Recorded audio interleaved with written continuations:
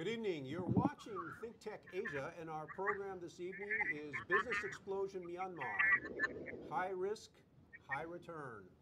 And to help us with this conversation, we have two rather extraordinary guests. In the studio with me is Dr. Miemie Winn Byrd. And Miemie is the president and chair of the Suu Foundation. And right before Suu, in parentheses, I think we should say Aung San Suu Kyi. And she's also a professor at the Asia Pacific Center for Security Studies here in Honolulu, and has been involved extensively in the, shall I say, the opening of Burma. Yeah, you're just so modest. And also with us all the way from the U.S. Embassy in Bangkok, Thailand, is Mr. Michael McGee. Michael is the senior U.S. commercial officer at the embassy there in Bangkok, and he is currently the U.S. commercial service officer responsible for Myanmar. And Michael, do I have that about right, or I get partial credit only?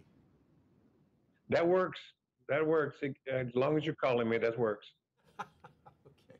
Well, it's nice to have you with us, Michael. And what we want to do, ladies and gentlemen, with both with Miemie in the studio with us and Michael from Bangkok is to really give you the business update of what's happening here in Yangon, except that we're not here in Yangon. We're in Honolulu, broadcasting from downtown Honolulu here. And so, Miemie, let me start with you. Let's bring our audience up to speed a little bit, kind of bring us forward from the time that Aung San Suu Kyi was released, a series of reforms and challenges. What's been happening in the country?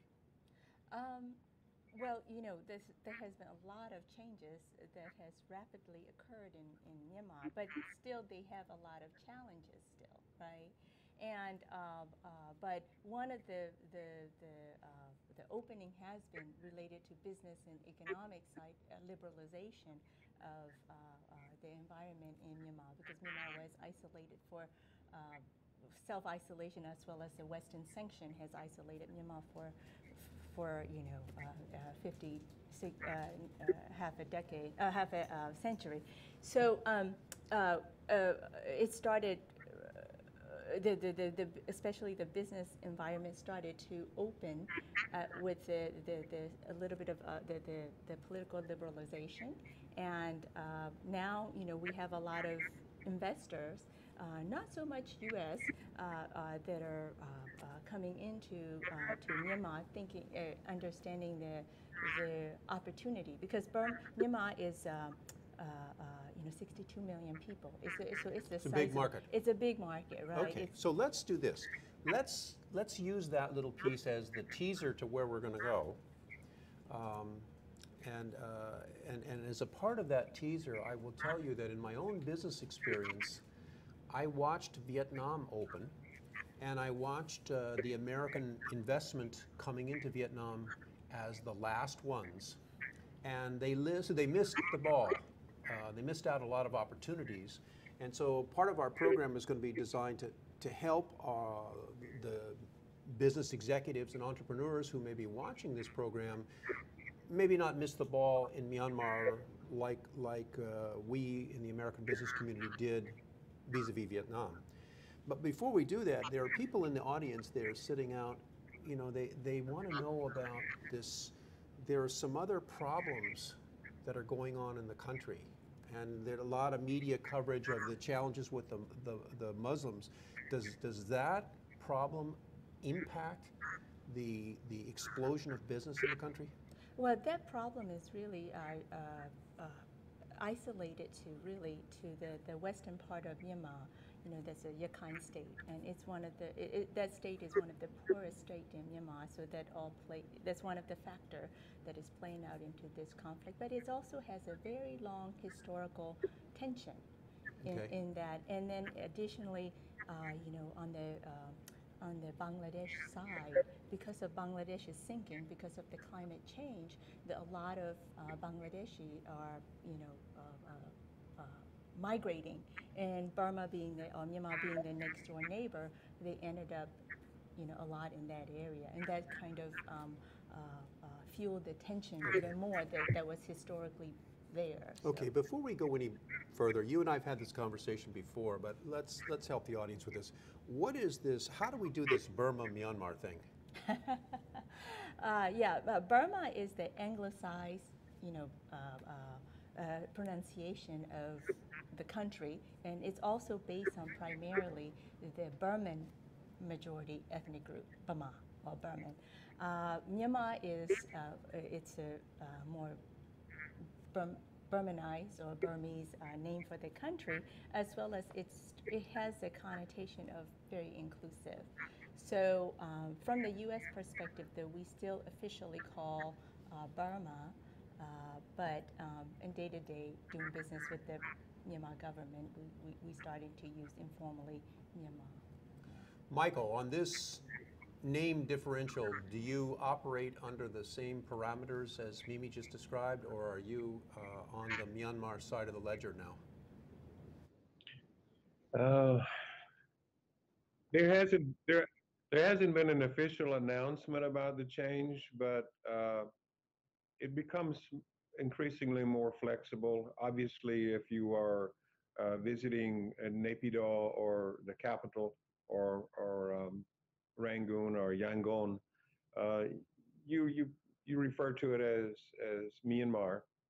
There are some instances, particularly when we're in our official communications internally with U.S. government, that still falls back to Burma.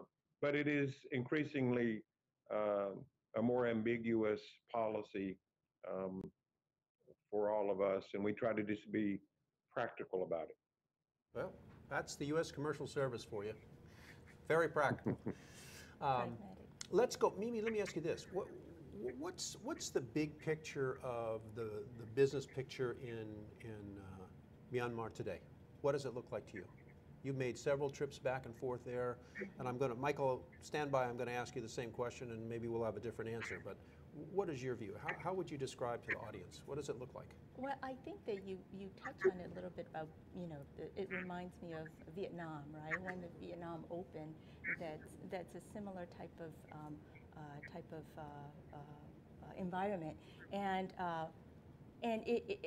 granted that it has a lot of challenges, but if you are the first mover, and there are a lot of opportunity that you can gain from it. So they have challenges related to energy, right? They don't have enough energy generated, so the outages are the electricity, outages are often.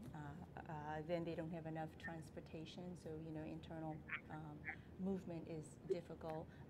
All the roads are need to be rebuilt. So those are the challenges. But back to what I was saying with the size of the market, and there are a lot of unserved market areas. So if you're innovative and willing to take the risk, it is a big opportunity. Okay. There. Michael, what's your take on the big picture of the business environment for potential American investors now? How do you see it? Well, I guess it's probably one of the most rapidly changing business environments that I've been privileged to watch evolve in 30 plus years of living overseas and working in a lot of emerging or developing markets. We have, every time that I go there, and I've been traveling there since the beginning of this whole reform process, and since the U.S. began to ease sanctions and began to re-engage with the country. And every time, literally every time that I go there, I see major changes that are occurring in the country. I see from the beginning of this process, somewhere around 2 years ago, you had to take crisp $100 bills, brand new, and pay for anything and everything that you were going to do there. Now you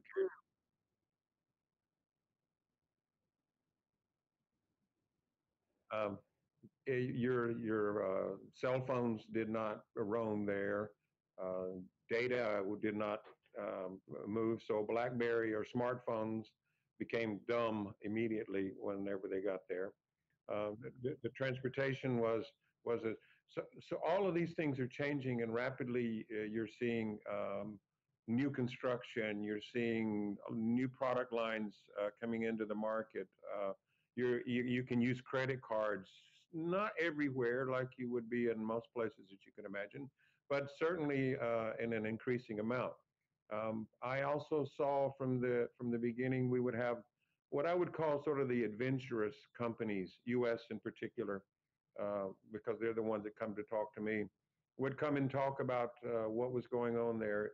And then you had the real business development people from the corporations and small companies coming to look at it. And now we're seeing much more of the due diligence guys, general counsel of the company to make sure that they don't go afoul of the U.S. sanctions, which are mostly suspended but still in existence. So it's been a rapidly evolving positive change, but there are still a lot of cautions and a lot of concern, and American companies tend to be rather conservative in that sense. Community always said that the Americans come and look, but they don't do anything. So that's their criticism of American business community. They came in droves, but nothing really panned out. Well, there's got to be American investment in Myanmar already, but I gather there are very large companies like Caterpillar and Chevron or companies of that magnitude, right? Right. Well, Chevron has been there, but like I said, their opportunity, and like I think based on what Mike said, there's this communication, like cell phone companies. You know that whole sector is open. I think that only 5 or 6% penetration of cell phone at this moment. Wow. So yeah, so it's a huge market giving the population. And then there's banking sector, and then transportation. You know, it went from 200,000 visitors a year to 2 million in a year. So that means a lot of transportation, like the air travel. So there's an opportunity there, and then there's construction, because they're getting a lot of infrastructure money from the World Bank and the ADB. So there will, like he said, construction boom, and then also their agriculture sector. It's still farm like they're in this the Stone Age, so that they need to mechanize. So that sector is also open. So enormous opportunity there. Ladies and gentlemen, we're going to go to a break now, and when we come back after the break, you'll get a chance to understand the role and the relationship that the U.S. Commercial Service plays, and why it is that we have this senior commercial officer from Bangkok joining this program and not from Myanmar. And Michael will make that abundantly clear when we come back, and he'll also lay out for you the opportunities that the U.S. Commercial Service affords for U.S. businesses actively involved in a country or looking to become involved in a country. And so stay with us. We'll be back after the break. I'm David Day. This is ThinkTech Asia. I'm Jay Fidel. That's Sharon Moriwaki of the Hawaii Energy Policy Forum. And every Wednesday we have Hawaii, the state of clean energy. We've been doing it for some time now, and we have some fantastic guests on there, unbelievable guests who give us insight into what is going on in a very complex, sometimes very confusing, sometimes very disappointing area of progress in the state. So we love doing this. We love meeting them. We love talking to them. We love having their ideas out on the table. So maybe, just maybe, we can all make some sense of what's going on. Sharon, what do you think? I think it's absolutely correct. We enjoy ourselves meeting with all these people and hearing about the energy and the state of clean energy, and hopefully we advance clean energy for the state. So it's terrific. Join us. Okay, it's every Wednesday. Okay, Wednesday is Energy Day. Every Wednesday, 4 to 5 p.m. Hawaii, the state of clean energy, here on ThinkTech Hawaii. We'll see you there.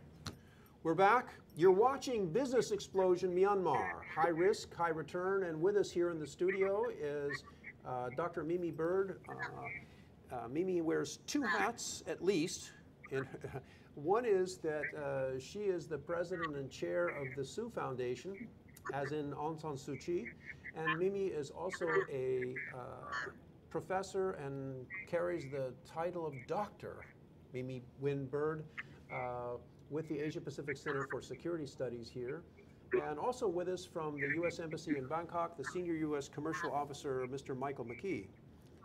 And Michael, let's go to you right now. And for those in our audience who do not really know what it is that the U.S. Commercial Service can do, I'd like you to tell them, but before you do that, would you explain to us what the connection is between your role in Bangkok and Myanmar? I mean, are you effectively the acting U.S. commercial service officer at the embassy in Yangon and just not there yet, or what's the situation there? Okay. We in the commercial service operate in approximately somewhere about 80 countries around the world. Those 80 countries represent about 95% of the world GDP.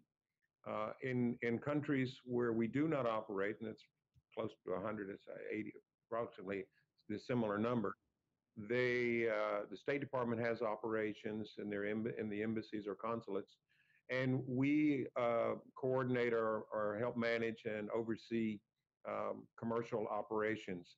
That has to do with helping U.S. companies to export into those markets. That helps to resolve problems that exist. We try to help to open those markets, remove barriers, help with investment whenever that's appropriate, and just be trying to help advance U.S. commercial interest around the world. So in the case with Myanmar, we have a responsibility here in Bangkok, which is where we're resident and where we have our office of about 19 people. And we are also responsible for Myanmar, Laos, and Cambodia as well. For the time being, the point colleague for the U.S. Commercial Service to assist U.S. business in Myanmar. That's I am, and I travel there at least once a month, sometimes more often, depending on whether there's events and activities that are there. And we spend a significant amount of hours every day working on companies. We have a database right now that we've created in the past year of about 600 U.S. companies and Burmese companies that have contacted us interested in doing business.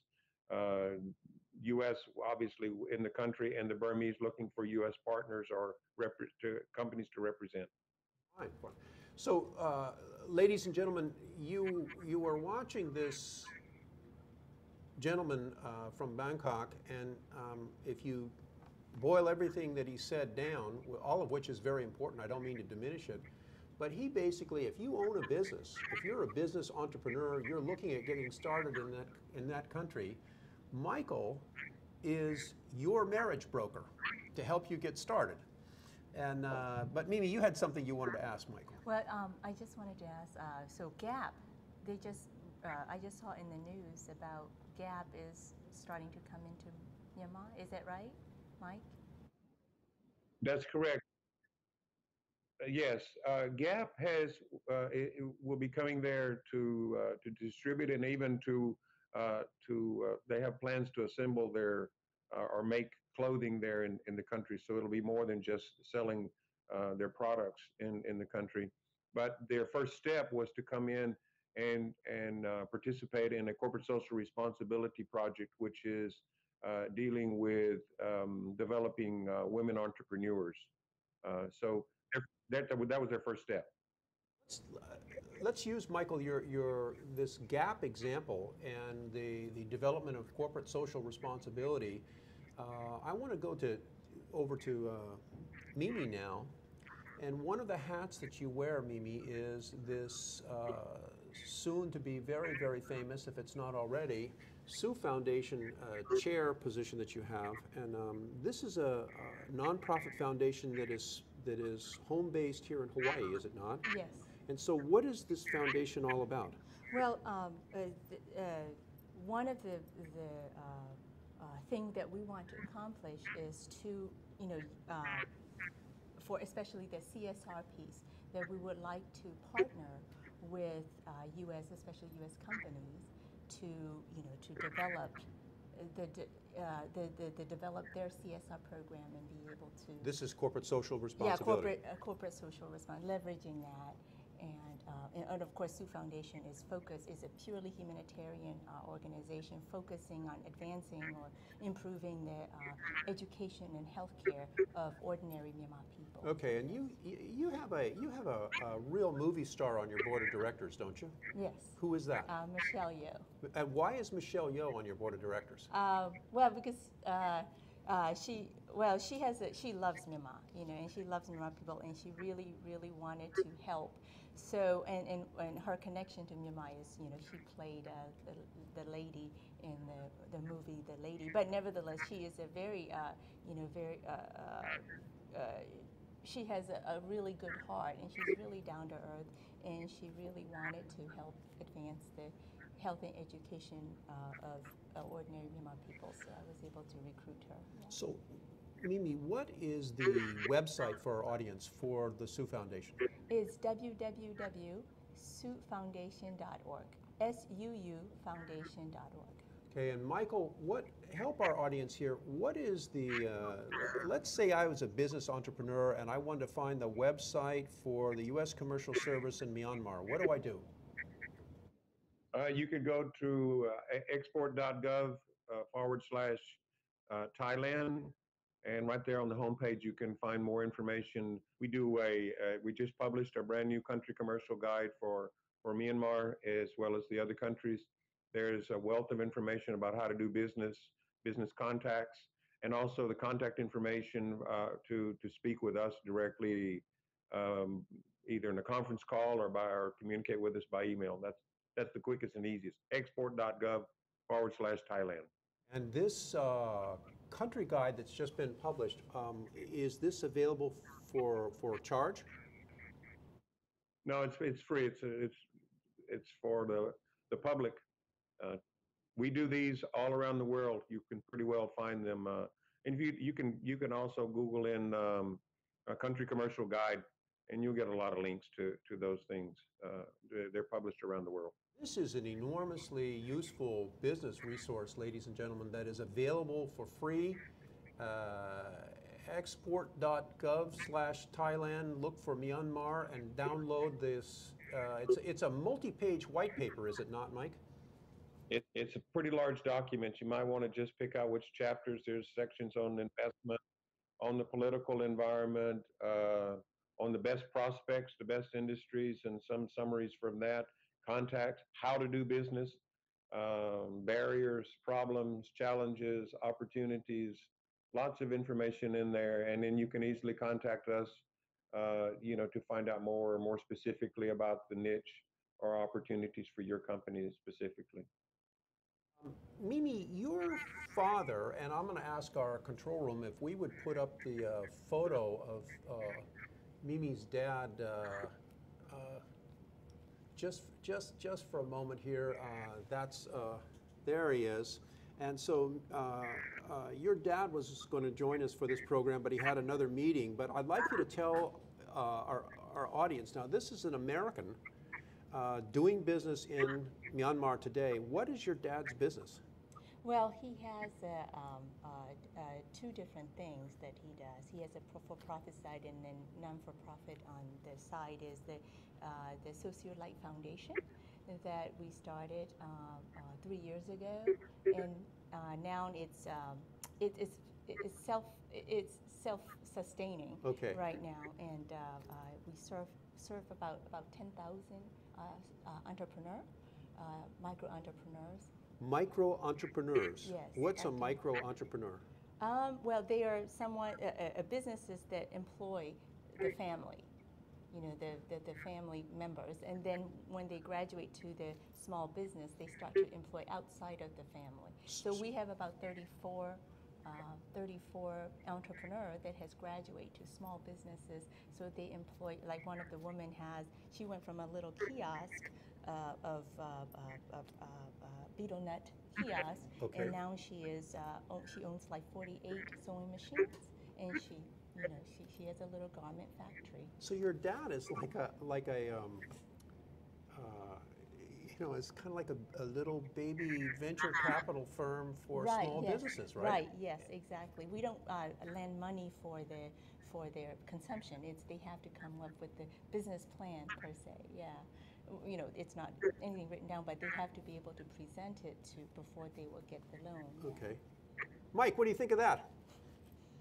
This is a very important part of how to help Myanmar to evolve. The Myanmar people are some of the most entrepreneurial that I've ever been around. It's really incredible to watch them grow, and projects like this are vital to this. So people that can support this kind of endeavor, your money's going to go very, very far to trying to help people to lift themselves out of poverty.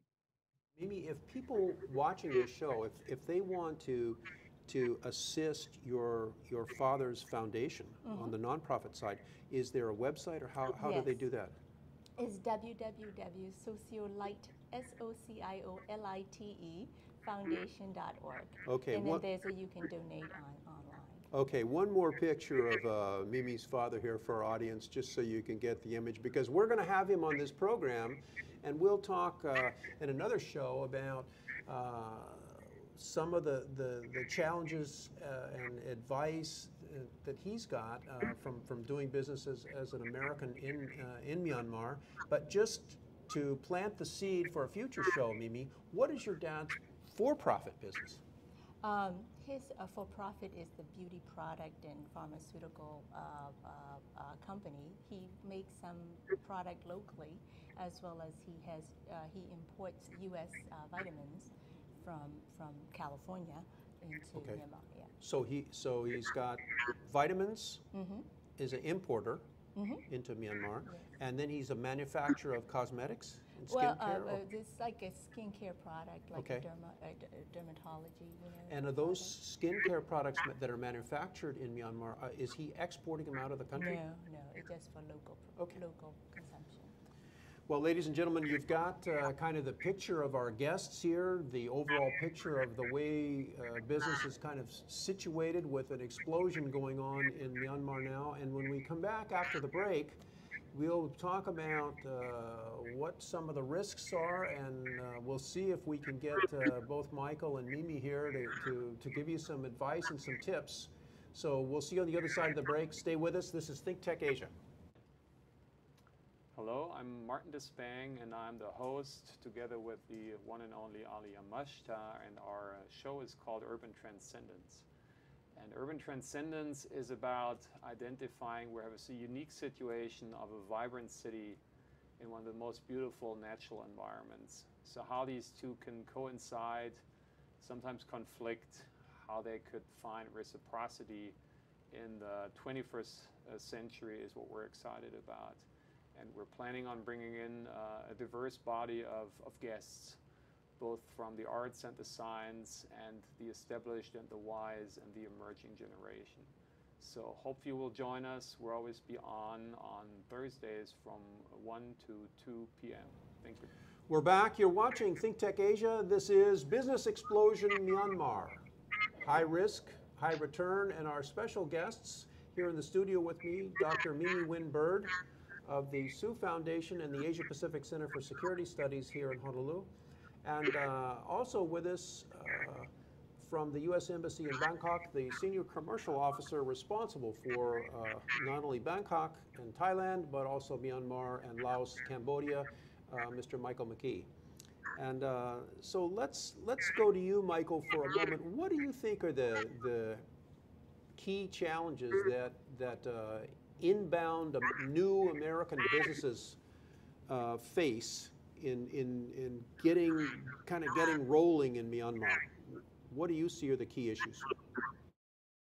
You know, after so long of a country being isolated, self-imposed isolation, and also imposed because of the political issues that other countries have with with the former regime. Um, Finding out information in there, it's very difficult to get information in the country. And it's also a country, because it was isolated. I remember about a year ago, whenever I was there, one of the comments coming from government officials that there were almost no um, technology incorporated into the country. So if you're trying to gather information on the tax process or on customs, um, practically anything in the central bank, you're going to have to do a paper process because there are no computers that there is. Now that's rapidly changing, but that's still a big challenge for people. And I think another major challenge for people is trying to understand and navigate the sanctions regimes, which the United States still has in play, most of which are suspended. Among that, there's a thing called the SDN list, or the specially designated national list. And those are individuals or entities, they can be companies or banks or such, who are who U.S. Individuals and companies are not allowed to do business with. And it can be quite difficult to try to understand who is actually on the list because there are a lot of similarities in the names in the country. And because this, even though there is a website produced by U.S. Treasury Department who maintains this list, it's not so easy to understand, even though it's pretty easy to navigate. That is another part there because people are quite fearful and concerned about doing business. Banks are concerned about doing business with with companies interested in that. So that complicates business quite a bit. Miemie, what about you? What do what would you add to this list, or kind of the key challenges of doing business in Myanmar right now? Well, like I said earlier, it's they have power shortages. So sometimes, so basic things, power shortages. The transportation is nascent. So if you need to get goods around, it's difficult. So those are some of the So basically, the challenges. whole physical infrastructure yeah. is weak. Right, and then the internet is very slow. So those are the challenges they would have to they face. I've had a number of potential clients talk to me about another issue, so I want to raise this with both of you. How about corruption, Miemie? Well, they have it. Okay. They have it.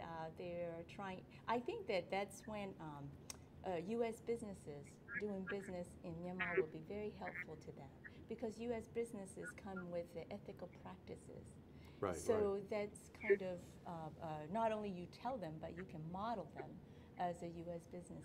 See, so yeah, it is just like any other, the country in the region. They have high amount of corruption. So. Michael, do you see in the U.S. companies that you're counseling and working with, do you see this corruption issue frequently? Corruption issue, but the perception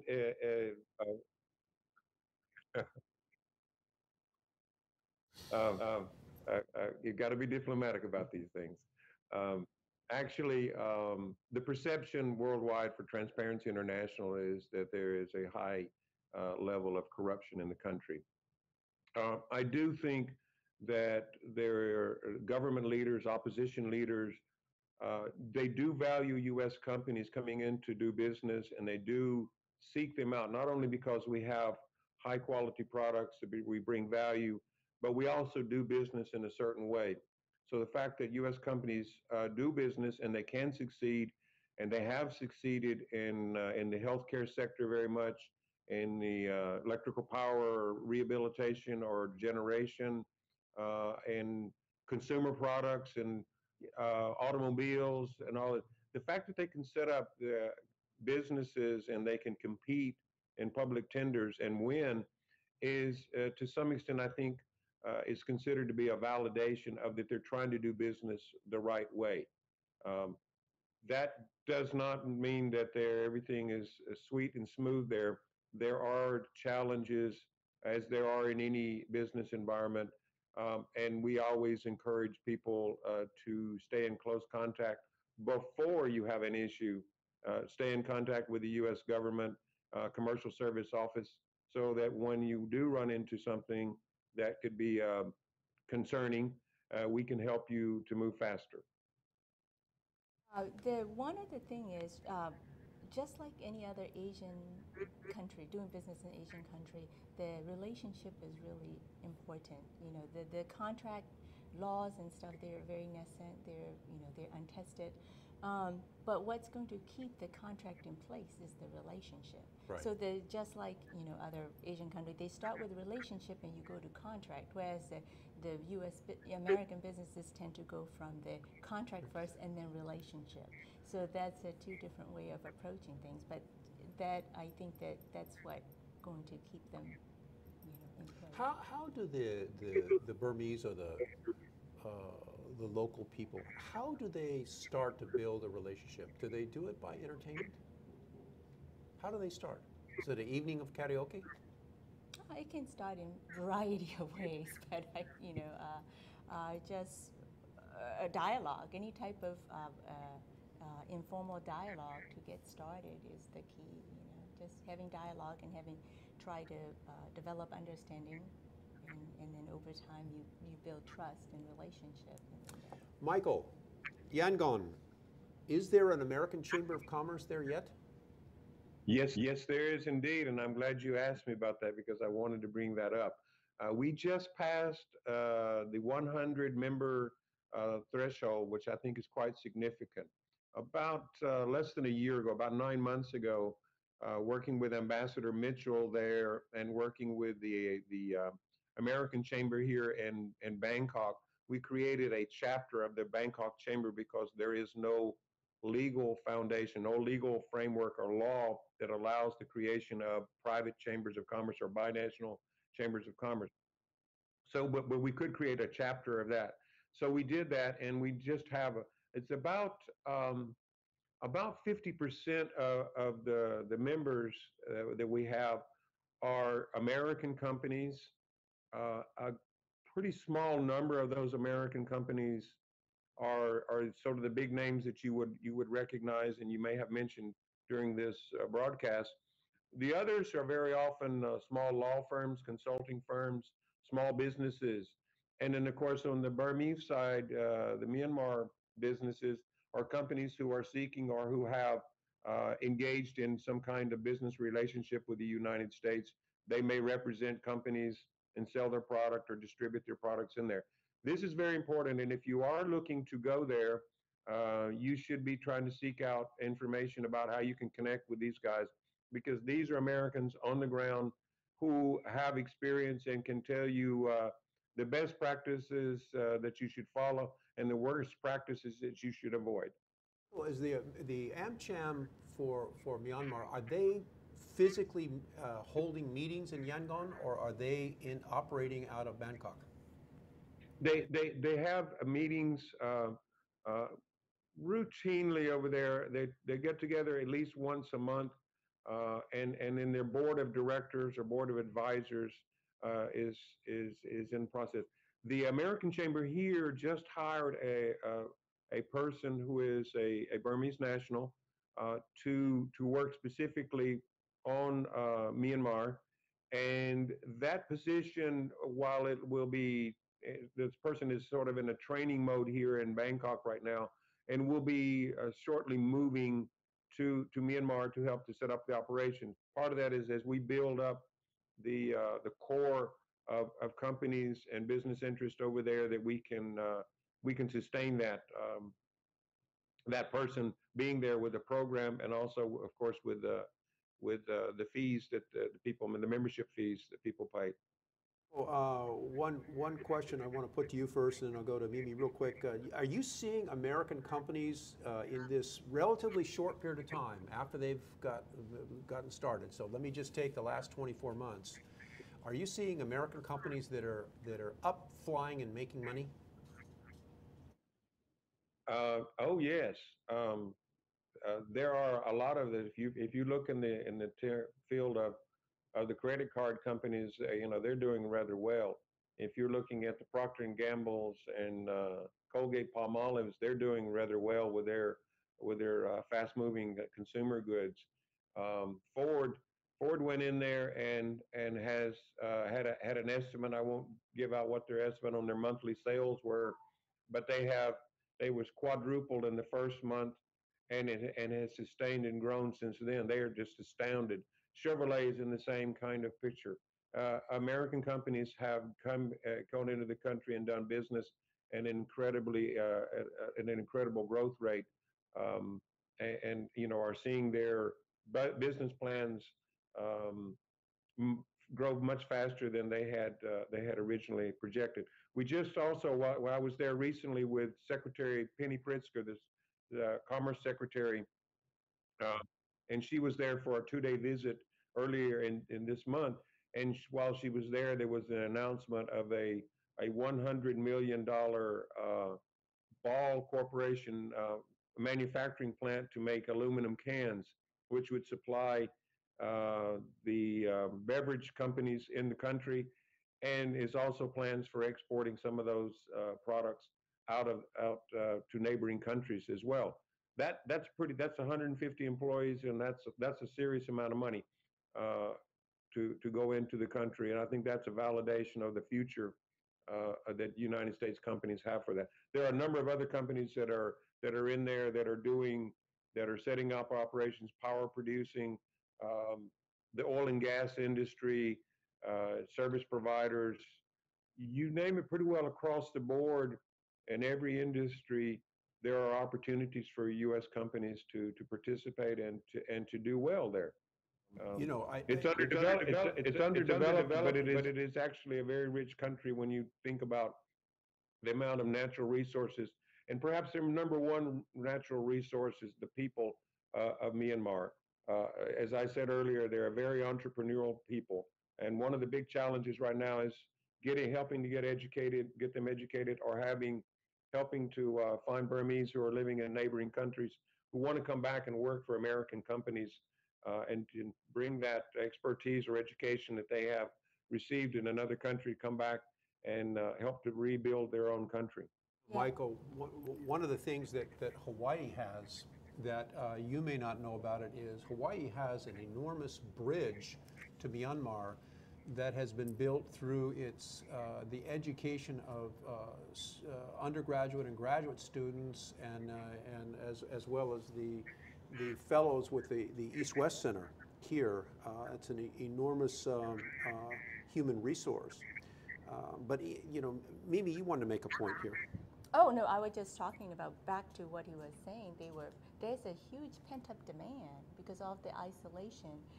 There were demand, but it was unserved. So suddenly, when it opened, that's why you can see a lot of the U.S. company doing well.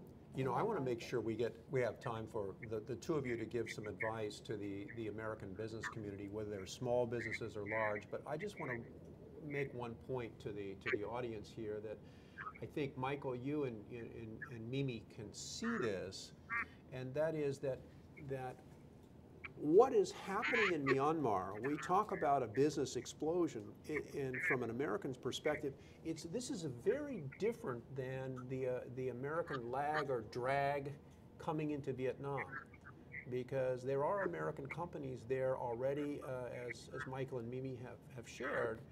They're making money, and they're in the fight, but they're not all sitting on the sidelines. Fair statement to both of you? Is that? Well, compared to other countries' investor, like compared to Koreans, Japanese, and Singaporean, U.S. is still behind on the FDI that is coming in. Though. I don't know if Mike has a better numbers than I do. So. Mike, what do you think? Is foreign investment, FDI, coming in really picking up?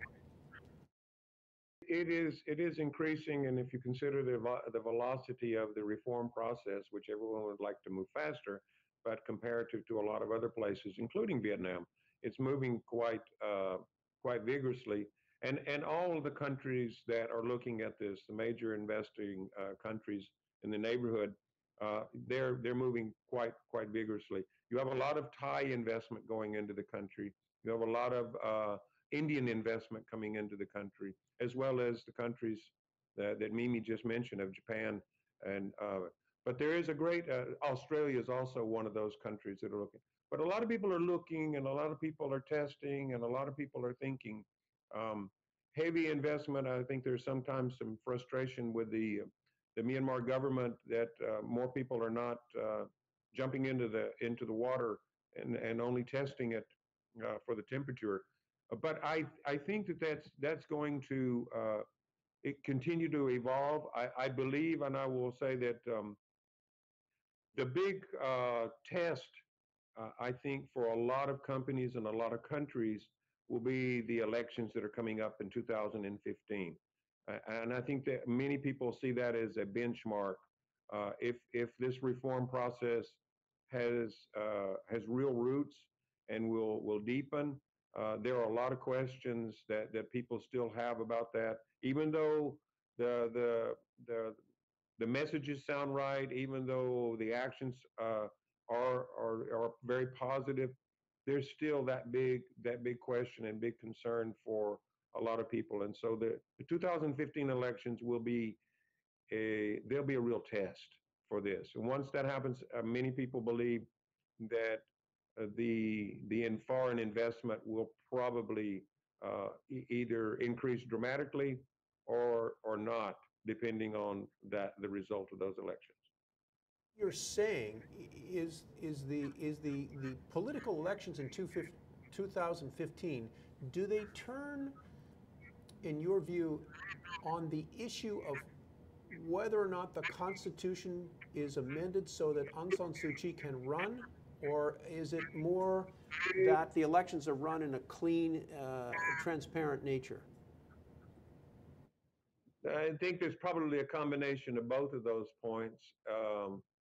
And it's going to depend on who you are within the environment, and how you might weigh those 2 points out there about how clear and transparent they are versus how open they are for any person born there to that would probably be typical of another country for them to participate in the elections. Miemie probably has some specific comments on that better than I. Maybe? Well, I think that the foreigners are putting too much, it's a high stake. You know, the way they talk about the 2015 election, you know, I think it's a milestone. It's a milestone, but the way I think the external people are talking about that event is very high stake testing per se. You know, Meaning what? meaning it will be the breaking point, or you know, they will go forward or not to go forward.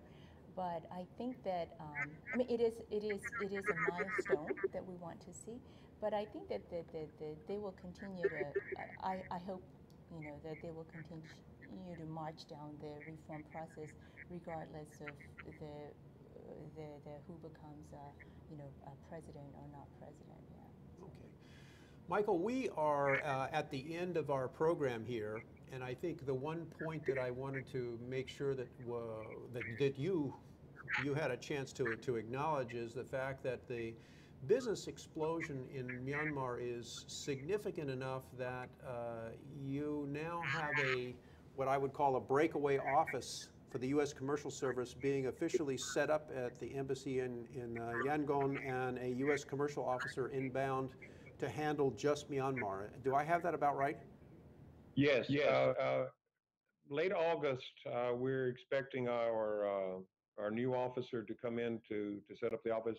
I'm spending a lot of time right now on the logistical part of making sure that the office is set up, that we're hiring local employees, that you know, just everything is ready for him to begin to work upon his arrival. He's been assigned as a guy named Jim Golson, very capable officer. We're very lucky to have him step up and offer to do this work. And he'll help to make sure that we have much more ability to respond to U.S. companies, both in advice and activities and events and services, than we do now, which is quite limited just because we don't have a resident staff. Out of time here, and Michael McGee at the U.S. Embassy in Bangkok, I want to thank you for joining us, and Dr. Miemie Byrd, thank you for joining us, and we will have you both back. We have more coming about Myanmar, but our program next week will be about the upcoming elections in Indonesia. So I'll see you same time, same place next week. I'm David Day for ThinkTech Asia. Have a safe drive home.